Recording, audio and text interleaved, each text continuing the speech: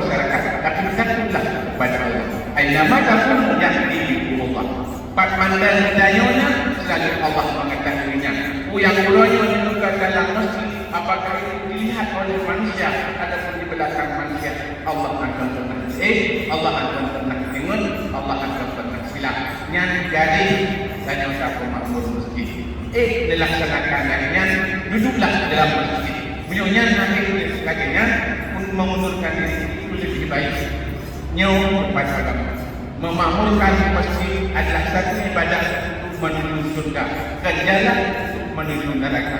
Yang kira-kira masjidnya hampir sejak dalam surga sebelah ada pada pihak pegat masjid dan dalam neraka. Jadi pada rasa no macam. Jadi tunggu-tunggu yang dirahmati Allah. Dan ingat satu sejarah dikait dalam lahir sudah antara hubungan Rasulullah dengan Abu Lahab. Abu Lahab itu mana begini?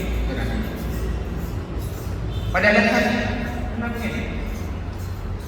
Malah di saat Rasulullah lahir, Abu Lahab mencegah si Dolar menuntut kesenangannya dan rasa Rasulullah. Tapi bahkan yang kemudian Abu Lahab menjadi tokoh ingin membunuh Rasulullah.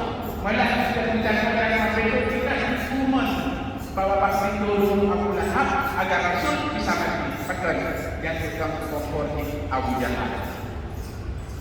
Jadi tunggu-tunggu yang dirahmati Allah, yang boleh sudah walid manusia punya kekurangan, punya kesilapan, punya kesalahan. Lagi yang juga teman-teman, duduklah bersama. Di mana ada kekurangan, di mana ada kesilapan, di mana ada kegagalan, bahas bersama demi terwujudnya satu kesatuan dalam membina satu agama. Perintah komunikasi dan pula ingin bergerak dalam bidang agama pada bulan Pak Masjid, tapi belum terwujud. Kalau nanti itu lebih ada tema. Karena lagi yang kita bodoh. Cekpetnya kita ini, walaupun anak terdata dalam pemerintahan, cekpetnya baik lima, cekpetnya penitia, cekpetnya imam masjid.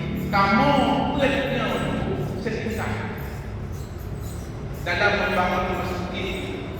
Saya pakai Pak penitia.